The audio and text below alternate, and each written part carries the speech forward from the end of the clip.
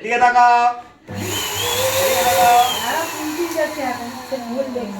Hello my dear YouTube family, welcome to new another video. তো এটা রয়েছে আজকে আমাদের প্রচুর অন্নপ্রাশনের প্যান্ডেল। প্রথমে ব্লু আর হোয়াইট দিয়ে প্যান্ডেল করা হয়েছে, আর মেন রাস্তা থেকে দুদিকে কিন্তু প্যান্ডেল করে দেওয়া হয়েছে।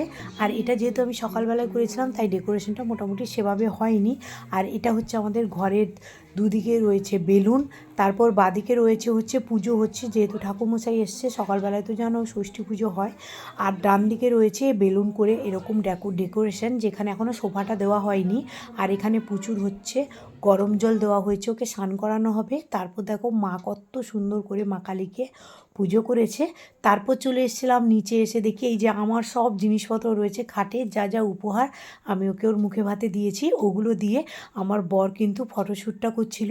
তো চলো ওর অন্নপ্রাশনটা আমরা কিভাবে কাটাই তোমাদের সাথে ছোট্ট একটা ভিডিও করে শেয়ার করব। তো চলো দেখতে থাকো।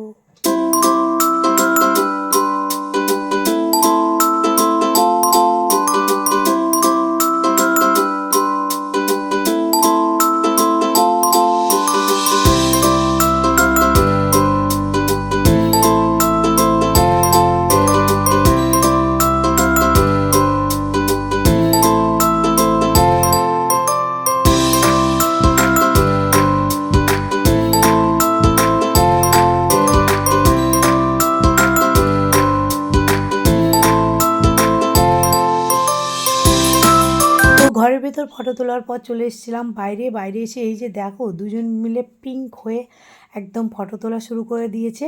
তারপর চলে এলো ফাইনালি ওকে স্নান করানোর টাইম, কারণ পুরোহিত মশাই কিন্তু ওদিকে বসে আছে। এই যে দেখো কত সুন্দর করে ও স্নান করছে, জলে নামার জন্য কিন্তু খুব অস্থির হচ্ছিল। তো চলো দেখতে থাকো, স্টার্ট করো।